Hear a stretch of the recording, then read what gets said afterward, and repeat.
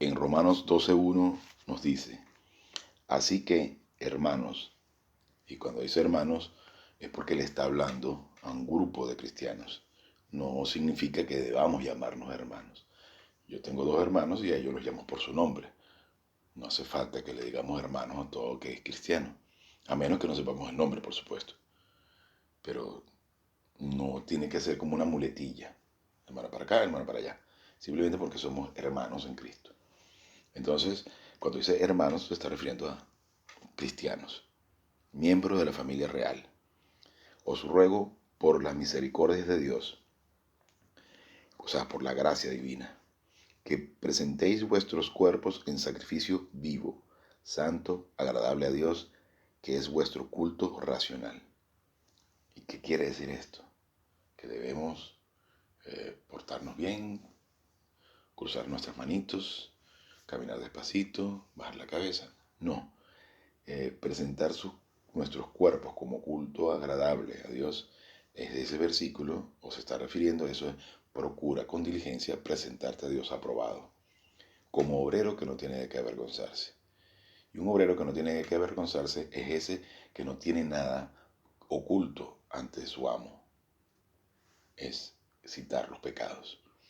La mejor forma y la máxima manera y la única manera, mejor dicho, para presentarse aprobado como obrero que no tiene de qué avergonzarse ante nuestro Señor, es justamente haciendo mención a ese sacrificio perfecto que hubo en la cruz, que nosotros no podemos manchar de ninguna forma, no podemos anular de ninguna manera.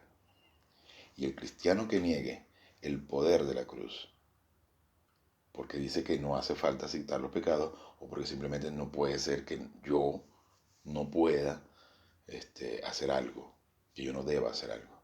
No es posible que yo, que acabo de cometer este pecado enorme, en el que yo mismo estoy impactado, pueda simplemente citar mi pecado y recibir el perdón de Dios. Claro, nosotros vemos las cosas como seres humanos, pero Dios las ve de otra forma. Porque por más grande que sea tu pecado, Cristo lo pagó en la cruz. Y eso es libertad. Que la persona única del universo haya pagado el precio tan infinito y asqueroso que son nuestros pecados, nuestras independencias, nuestras transgresiones, para que nosotros podamos tener la libertad de recibir el perdón de esos pecados, eso es único, eso es perfecto, eso es maravilloso. Ahora, las consecuencias de esos errores, por supuesto, las vamos a recibir, porque la disciplina va a estar allí. Porque si cometiste un delito, aunque citas tu pecado, vas a recibir el perdón de Dios, pero tienes que cumplir con la ley. Entonces, presentarte como obrero que no tiene que avergonzarse es justamente estar ante la cruz, en ese instante en el que citas tu pecado y Cristo y Dios Padre se ve en la responsabilidad de darle perdón a ese pecado porque ya Cristo lo pagó en la cruz. Entonces vuelvo a leer este versículo para que entendamos un poco mejor lo que quiere decir. Así que, miembros de la familia real, les ruego por la gracia de Dios, o sea, por la misericordia de Dios, por el Kesed, la gracia en acción de Dios, que presentéis vuestros cuerpos en sacrificio vivo. ¿Y qué es el sacrificio vivo? Es recordar que Cristo lo pagó todo en la cruz. Es santo, y eso es apartado porque Dios nos apartó del mercado de esclavos justamente cuando creímos en Cristo. Agradable a Dios, y es agradable a Dios porque efectivamente la obra de Cristo en la cruz fue lo único que satisface la justicia divina, que es vuestro culto racional, porque de aquí depende de nuestro entendimiento de esto, que podamos entonces estar blancos como la nieve ante la presencia del Padre, para poder sentarnos a disfrutar del increíble banquete. Y no solamente al momento de estudiar, esto debe ser una práctica constante en nuestras vidas. Y aunque tengamos miles de tropiezos durante el día, durante esas miles de veces, esas miles de oportunidades, citar nuestro pecado y presentárselos a Dios. Ese es orar sin cesar es caminar en el Espíritu, peripateo, balance y desbalance, constante tropezar y levantarnos. Y decir, Padre, gracias porque aunque metí las patas hasta el fondo, tu Hijo Jesús lo pagó en la cruz. Eso es humildad. Reconocer la maravillosa obra de Cristo en la cruz y poder tener ante Dios esa actitud de reverencia en la cual estamos bajando nuestro ego, reconociendo nuestros pecados ante Él y Dios, sentencia, perdonado, porque ya fue pagado en la cruz por nuestro Señor Jesucristo. Entonces, unos breves instantes para que entonces iniciemos la clase en la intimidad de nuestra alma, citar nuestros pecados y presentarnos como obreros que no tienen de qué avergonzarse. Gracias, Padre, por esta oportunidad, este maravilloso privilegio que nos das de poder presentarnos ante ti a estudiar tu increíble palabra. Te pedimos que estas cosas vengan a ser claras, a fin que las metabolicemos y las utilicemos como herramientas poderosas en nuestra vida para alcanzar la máxima cima, la máxima ocupación con la persona de Jesucristo, con su majestad. En su nombre, amén. Bien, continuando con el tema de antropología, vamos a leer un poquito, continuando con el tema del libro de Luz Perry Schaeffer, de Teología Sistemática en el tomo 1, sobre lo que es la división del alma y el cuerpo, y entender un poquito lo que es la muerte, y que también debemos tener la tranquilidad de entender que nuestro cuerpo no es más que el vehículo en el cual se transporta nuestra alma, el depósito en el cual está almacenado nuestra alma, y aquellos que hemos creído en Cristo tenemos nuestro espíritu, que al momento de separarse, al momento de partir de este cuerpo de corrupción, que logremos partir hacia el tercer cielo, entonces el cuerpo va a quedar deshecho, como una pila de minerales, como una pila de huesos que va a quedar aquí y que no tiene ninguna importancia. Obvio que debemos cuidar el cuerpo porque mientras tanto que estamos acá, mientras que el vehículo esté en buenas condiciones para transportarnos, vamos a disfrutar de cierta comodidad, cierto confort. Pero podemos estar tirados en una cama de hospital, en las peores situaciones, en las peores condiciones de salud, y aún así nuestra alma puede estar perfectamente concentrada en Dios y tener paz en las peores circunstancias. Puedes tener una pistola en la cabeza, donde se está amenazando un delincuente que te va a quitar la vida y aún así tener paz, porque sabes que ese, si es el momento que Dios decidió para que te encuentres con Él, entonces perfectamente puedes decir, Padre, gracias. Si este es tu momento, si este es mi momento que tú el que decidiste para llevarme contigo, gracias, Señor. Y tener paz. Hasta ese punto se puede llegar. Entonces vamos a ir entendiendo un poquito lo que es el tema del cuerpo. Entonces, continuando con la lectura, dice, el hecho de que en el Antiguo Testamento no se encuentra ninguna palabra distintiva para el cuerpo del hombre sugiere las limitaciones de esa doctrina en la revelación primitiva. Esto, sin embargo, está en armonía con el proceso de la doctrina que se observa en muchos temas específicos. El Antiguo Testamento se refiere al alma como una parte específica del hombre y a porciones del cuerpo como miembros particulares. Santiago afirma que el cuerpo sin espíritu está muerto, y se está refiriendo obviamente que al no creyente. El cuerpo sin espíritu es aquel individuo que no ha nacido de nuevo. Recuerden que toda persona nace espiritualmente muerto, biológicamente vivo, vivo de alma, pero muerto espiritualmente.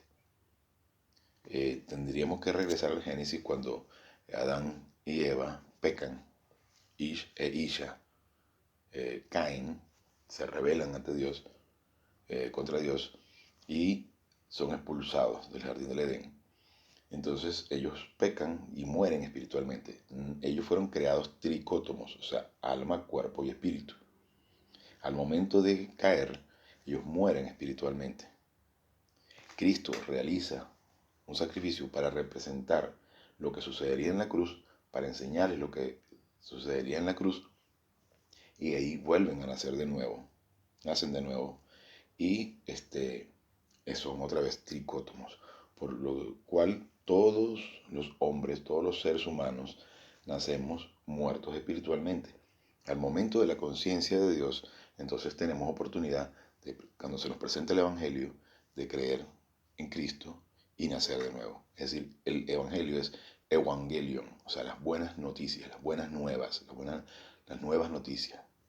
Entonces, cuando se nos presenta el Evangelio tenemos la oportunidad de nacer de nuevo. Y es allí cuando somos tricótomos de nuevo. Entonces dice en Santiago, el cuerpo sin espíritu está muerto. Porque otra cosa importante es que entendamos que la muerte de Cristo en la cruz, que paga los pecados, no es la muerte física, es la muerte espiritual.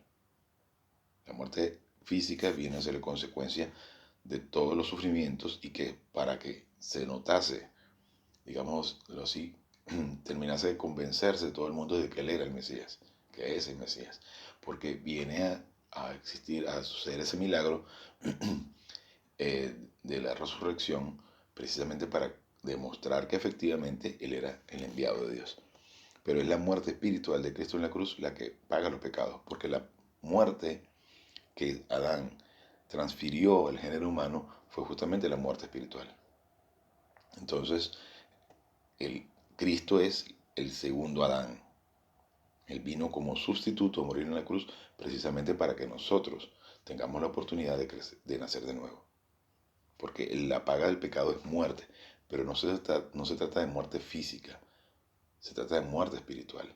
Cuando nosotros, luego de haber nacido de nuevo, cometemos un pecado, morimos espiritualmente, temporalmente, porque la muerte es una separación de Dios. Entonces, por eso debemos citar nuestro pecado, porque en el momento que caemos bajo una tentación, que cometemos algún pecado, morimos temporalmente y estamos separados de Dios. Entonces, tenemos la oportunidad de citar nuestro pecado y estar de nuevo en comunión con Él.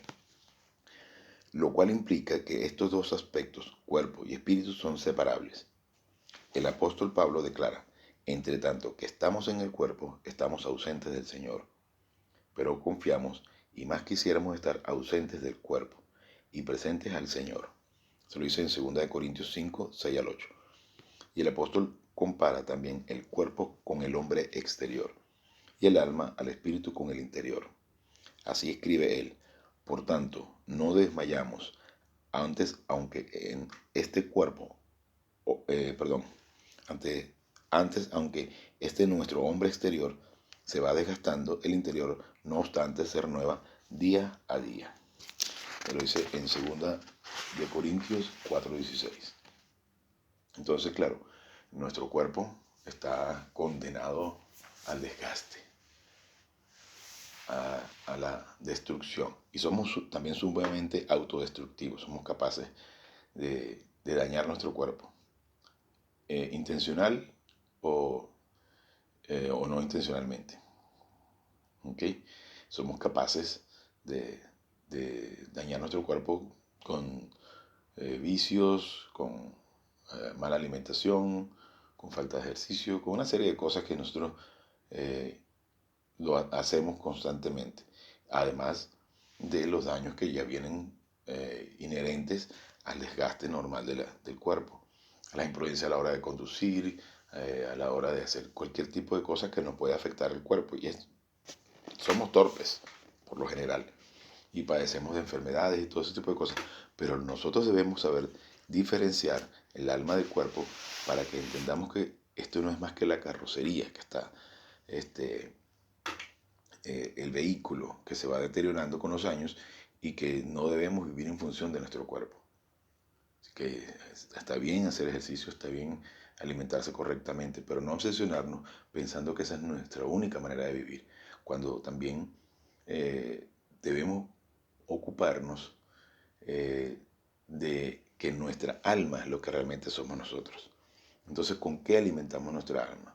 ¿Con basura o con alimento de verdad productivo, enriquecedor? Entonces también debemos pensar en que debemos cuidar en lo que estamos alimentando nuestra alma y nuestro espíritu. ¿Okay? El testimonio personal de Pedro es definido, pues tengo por justo, en tanto que estoy en este cuerpo, el despertaros por amonestación, sabiendo que en breve debo abandonar el cuerpo. Ya Pedro sabía que iba a morir, como nuestro Señor Jesucristo me ha declarado.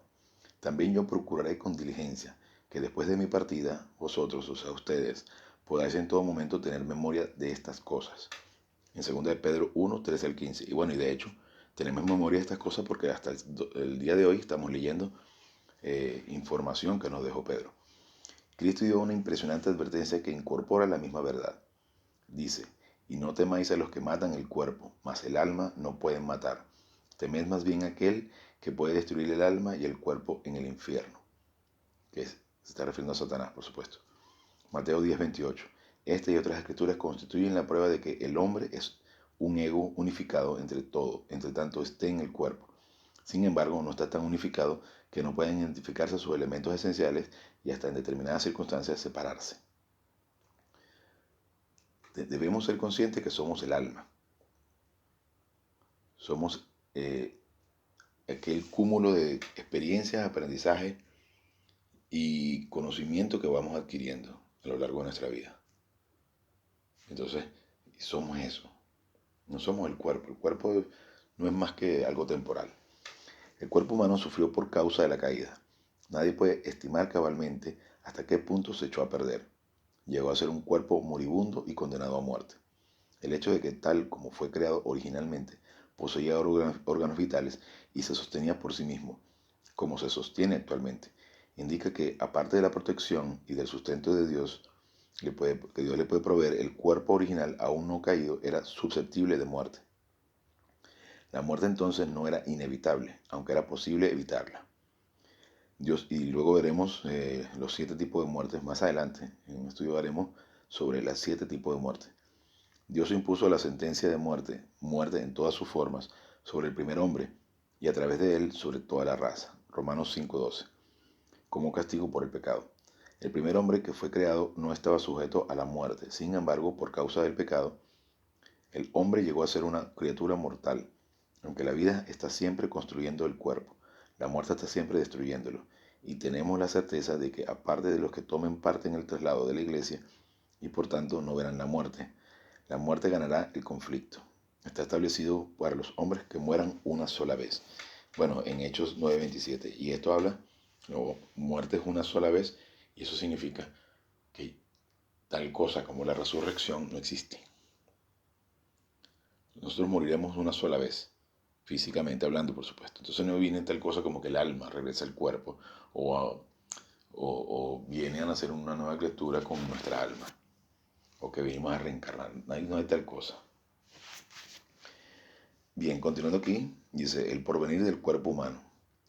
Aunque a menudo no se tiene en cuenta esta verdad, la palabra de Dios declara que tanto los salvos como los impíos se levantarán de entre los muertos. Las siguientes palabras de Cristo no necesitan ninguna interpretación. Dicen, porque como el Padre tiene vida en sí mismo, así también ha dado al Hijo el tener vida en sí mismo. Y también le dio autoridad de hacer juicio, por cuanto es el Hijo del hombre. No os maravilléis de esto, porque vendrán horas cuando todos los que están en los sepulcros oirán su voz, y los que hicieron lo bueno saldrán y hacer lo bueno es creer en Cristo. Saldrán a resurrección de vida, mas los que hicieron lo malo a resurrección de condenación. En Juan 5:26-28, porque no existe tal cosa como una condenación para los que están en Cristo Jesús. Es decir, ninguna condenación hay para los que están en Cristo Jesús, dice en Romanos 8:1. ¿Qué quiere decir? Nosotros no pasaremos por juicio final. Pasaremos por un estrado de evaluación que simplemente servirá para decirnos qué hiciste con la vida espiritual que te di. ¿Cuánto creciste? ¿Cuánto alimentaste el espíritu con palabra divina? Eso es un estrado de evaluación, pero no para condenarnos, sino para premiarnos o pasar una vergüenza. El hecho de que Daniel 12:2-3 es algo restringido indica que, tal como se afirma en el mismo contexto, solo se refiere al pueblo de Dios, es decir, a Israel, después de haber hecho referencia a la incomparable tribulación que está predicha para Israel. El profeta declara, y muchos de los que duermen en el polvo de la tierra serán despertados, unos para vida eterna y otros para vergüenza y confusión perpetuas. Deuteronomios 12:2. La restricción se nota en las palabras muchos de los que, expresión que indica que no son todos los que duermen en el polvo de la tierra. Indudablemente, los que no han de resucitar en ese tiempo son los gentiles no regenerados, de cuya resurrección hay revelación específica, Compárese Juan 5:28, Apocalipsis 20:12.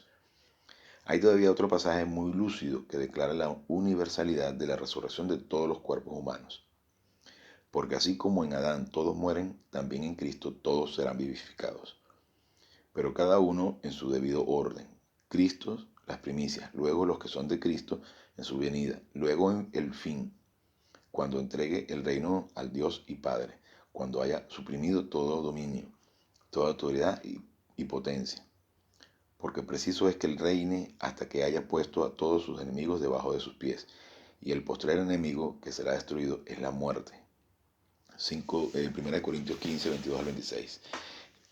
De hecho, la palabra de Dios dice, ¿dónde está, oh muerte, tu victoria? ¿Dónde está, oh muerte, tu aguijón? Porque el aguijón de la carne es el pecado. Entonces, nosotros debemos vivir en función del alma y del espíritu. Y nosotros no debemos tener miedo a la muerte, si la muerte ya está vencida. Entonces, les puedo decir con total tranquilidad y seguridad que a esas personas que se encuentran en cama de hospital ahorita, que están sufriendo porque tienen mucho temor de morir, que si creyeron en Cristo, y a los que no han creído, esta es su oportunidad para que puedan confiar en el plan perfecto de Dios. Porque para que puedan tener paz, que si mueren van a estar en el tercer cielo cara a cara con Dios. Porque nos lo dice de infinidad de maneras en su palabra que nosotros no debemos tenerle miedo a la muerte, porque ya ha sido vencida. Entonces podemos tener tranquilidad que estaremos en el tercer cielo. Entonces no temamos a la muerte en ningún momento. La única excepción que se menciona en este texto es la de los santos no duermen. Sin embargo, sus cuerpos han de ser también cambiados.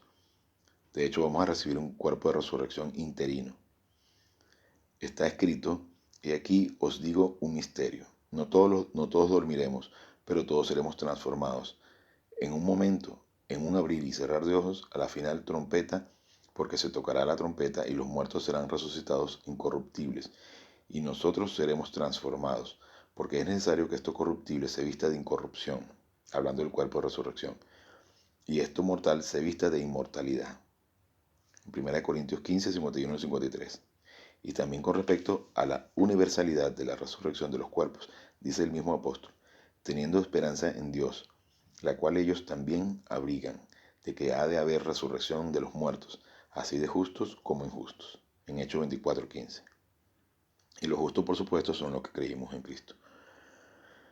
Se puede obtener una descripción completa del carácter de la resurrección del cuerpo del creyente en Cristo, mediante deducción de toda revelación que nos ofrece el Nuevo Testamento con respecto a la resurrección del cuerpo de Cristo. Mas nuestra ciudadanía está en los cielos, de donde también esperamos al Salvador, al Señor Jesucristo, el cual transformará el cuerpo de la humillación nuestra, para que sea semejante al cuerpo de la gloria suya. Vamos a tener un cuerpo semejante al cuerpo de resurrección de Cristo. Imagínense qué belleza. Por el poder con el cual puede también sujetar a sí mismo todas las cosas. Filipenses 3:20 al 21. Esta declaración, sin embargo, se refiere solo a los que, por ser salvos, serán resucitados cuando Cristo venga por su iglesia. Compárese 1 Corintios 15:23. Con respecto a la naturaleza de la resurrección del cuerpo de los no salvos, la cual tiene que esperar hasta el tiempo del juicio del gran trono blanco, en Apocalipsis 20:12. O sea, el no creyente va a permanecer en el infierno hasta que llegue el momento del juicio. Es muy poco lo que puede determinarse. No puede haber duda con respecto al hecho de su resurrección y de que sucederá en el tiempo divinamente señalado. Dice aquí, hay una cuestión que es de sumo interés. ¿Cómo han de resucitar los muertos? ¿Con qué clase de cuerpo resucitarán? En 1 Corintios 15:35. Esta pregunta las contesta el apóstol Pablo en 1 Corintios 15:36 al 44. El problema de la posibilidad de que el cuerpo del creyente en Cristo reaparezca en forma literal y real por medio de la resurrección después de haberse disuelto en la tumba o después de una destrucción directa de los elementos, ha dado motivo para que se propongan diversas teorías. La verdad más determinante en la resurrección de Cristo, que es el modelo de la resurrección del cristiano, es que Él no dejó nada de su cuerpo material en la tumba. Contra esta revelación está la declaración de Pablo de que el cuerpo resucitado se relaciona con el cuerpo actual, como se relaciona a la cosecha con la semilla de la cual germinó, la cual siempre tiene que morir. Aún en la existencia presente del cuerpo hay dificultad para identificar sus partes en cualquier periodo de tiempo. La constante renovación de su sustancia es tal que todo el cuerpo se disuelve y se vuelve a construir cada 7 años por lo menos. Por tanto, casi no se puede hablar de la identidad de las partículas ni de la resurrección de reliquias, así como la cosecha no es la reaparición de la materia real que había en la semilla que murió. En el caso de Cristo, cualquier vestigio de su cuerpo que se hubiera encontrado en la tumba hubiera servido para afirmar que Él no había resucitado de entre los muertos. En esto hay un misterio evidente. No existe ninguna base para dudar de que la personalidad del individuo en su unidad orgánica, cuerpo, alma y espíritu, no solamente es redimida teniendo en cuenta la eternidad, sino que el cuerpo ha de ser también resucitado y ha de participar de su resurrección específica juntamente con el alma y el espíritu del hombre. Compárese con 1 Corintios 15, 42 al 44. La especulación humana con respecto a las partículas específicas que identifican a cualquier cuerpo en esta vida o en la otra es inútil. Habiendo declarado el hecho de que hay variedad en los cuerpos de las Escrituras y habiendo dicho que la resurrección del cuerpo tiene relación con el cuerpo actual, así como la cosecha se relaciona con la semilla, el apóstol afirma que el cuerpo actual se siembra. Estas son sus palabras. Así también es la resurrección de los muertos. Se siembra en corrupción, cuerpo de pecado. Nosotros tenemos un cuerpo súper defectuoso. Entonces se sienta en corrupción, resucitará en incorrupción. O sea, nuestro cuerpo de resurrección cuando Dios nos llame.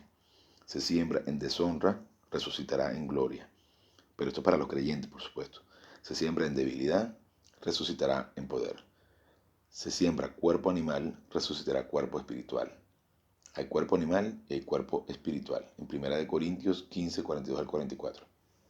En este pasaje se demuestra el enlace del cambio por el cual ha de pasar el cuerpo del creyente en Cristo que haya experimentado la muerte.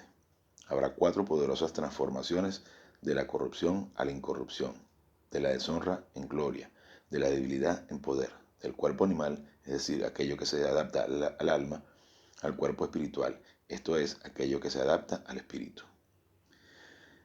En todo contexto, el que se encuentra en este pasaje, hay 2 palabras vitales, los verbos sembrar, en el versículo 42, y dormir, en el 51. Las dos tienen el efecto de suavizar la expresión. La primera se usa en lugar del conocido verbo sepultar. Tanto en sembrar como en sepultar se encuentra la idea del enterramiento, pero en sepultar no se implica la esperanza de resurrección, la cual está envuelta en la palabra sembrar. Y me hace recordar ese versículo en el cual dicen Jesús lloró. Lloró por la muerte de Lázaro. Si él sabía perfectamente que lo podía resucitar y que además de eso sería resurrecto o sea, por haber muerto en Cristo en la eternidad. Pero no, Jesús lloró por la vergüenza, digámoslo así, la indignación de ver que todos estaban preocupados y no tenían confianza en lo que habían visto de las enseñanzas de Cristo. Entonces, continuando acá. Y aunque el verbo dormir es un término del Nuevo Testamento y significa muerte, en Juan 11, 11, el 14, en 1 Corintios 11, el 30, solo se refiere a los cristianos, no por cuanto sus cuerpos serán despertados con la trompeta de Dios, cuando Cristo venga por su iglesia. En 1 Tesalonicenses 4:16, 1 Corintios 15:22. Se nos revela que el tiempo de esta resurrección será cuando Cristo venga a recibir a los suyos, es decir, a los que se salvan en Cristo en esta época de gracia. En el mismo, no puede confundirse esto con tal cosa como el purgatorio, ¿ok? No hay tal cosa. Se nos revela que el tiempo de esta resurrección será cuando Cristo venga a recibir a los suyos, es decir, a los que se salvan en Cristo en esta época de gracia. En el mismo capítulo de 1 Corintios se establece esta verdad. Porque así como en Adán todos mueren, también en Cristo todos serán vivificados. pero cada uno en su debido orden. Cristo, las primicias, luego los que son de Cristo en su venida. Versículos 22 y 23.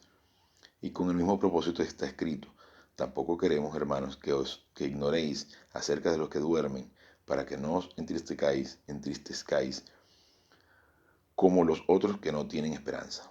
O sea, como los no creyentes que no tienen esperanza. Porque si creemos que Jesús murió y resucitó, así también traerá Dios con Jesús a los que durmieron en él. Por lo cual os decimos esto en palabras del Señor, que nosotros que vivimos, que habremos quedado hasta la venida del Señor, no precederemos a los que durmieron. Porque el Señor mismo, con voz de mando, con voz de arcángel y con trompeta de Dios, descenderá del cielo, y los muertos en Cristo resucitarán primero. Luego nosotros, los que vivimos, los que hayamos quedado, seremos arrebatados juntamente con ellos en las nubes para recibir al Señor en el aire, y así estaremos siempre con el Señor. Por tanto, alentaos los unos a los otros con estas palabras. Primera de Tesalonicenses 4:13 al 18, compárase con Filipenses 3:10, 11, 20, 21, Tito 2:11 al 13. Entonces, ese se está refiriendo al momento del rapto. Por eso cuando la gente habla de que viene el fin del mundo, que Cristo ya viene, nadie puede saberlo exactamente. Ahora, lo que sí podremos saber es que si hoy ocurriese el rapto, dentro de 1007 años es la segunda venida del Señor. Entonces, continuando un poquito más acá, porque no quiero extenderme demasiado con el tema, porque es inmensamente largo. Entonces, continuando un poquito en este texto. Una excepción de esta clara enseñanza con respecto a la universalidad de la resurrección de los cuerpos de los cristianos se encuentra en la siguiente declaración abrupta: no todos dormiremos. 1 Corintios 15:51, es decir, no todos los cristianos han de pasar por la muerte. Porque se está refiriendo a que muchos no sabemos cuándo, cómo, en qué momento, pero serán elevados, ¿verdad? El rapto, y nos encontraremos con Cristo en el cielo, junto con los que hayan sido muertos, hayan muerto físicamente antes.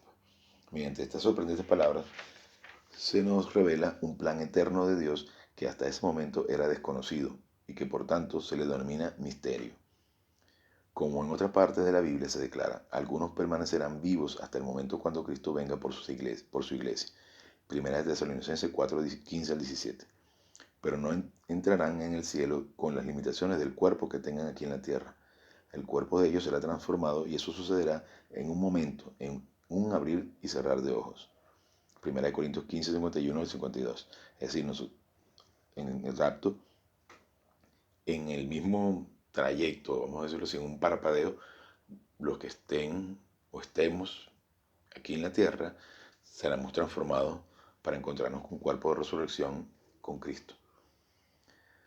Entonces dice, el cambio de aquí se indica no es con respecto a residencia, aunque ese también está determinado en 1 Tesalonicenses 4:17, sino el cambio de la misma naturaleza del cuerpo. Se declara también que la carne y la sangre no heredarán el reino de Dios, ni la corrupción hereda la incorrupción. 1 Corintios 15:50.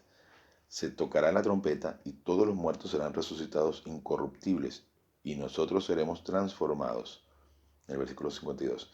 Incluyéndose a sí mismo como de aquellos que pudieran no morir.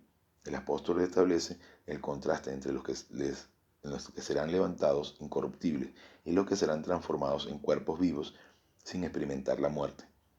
Porque es necesario que esto corruptible se vista de incorrupción y esto mortal se vista de inmortalidad. Esto dice en el versículo 53. Aquellos a quienes se dirigen estas promesas son los que se han despojado del viejo hombre y se han vestido del nuevo hombre. En Efesios 4:22 al 24, Colosenses 3:9 al 10. En aquel día se vestirán de incorrupción o de inmortalidad, todo lo cual indica que la corrupción y la mortalidad desaparecerán. La incorrupción es aquel estado de cuerpo que se logra mediante la resurrección de entre los muertos, tal como se describe en los versículos que preceden 35 al 40. Y ha de ser la experiencia de todos los creyentes en Cristo que hayan muerto, mientras que la inmortalidad es el estado del cuerpo que se logra mediante una transformación inmediata, sin necesidad de que intervenga la muerte. La inmortalidad será una excepción, pues solo será que para aquellos cuerpos que estén vivos cuando el Señor venga y llevará a su pueblo. El resultado final en ambos casos será idéntico, un cuerpo glorioso como el de Cristo resucitado. Se lo dice en Filipenses 3:20 al 21. De verdad que deseo continuar, hay muchísimo más. Y porque es un tema impresionante y es muy rica la información que se encuentra.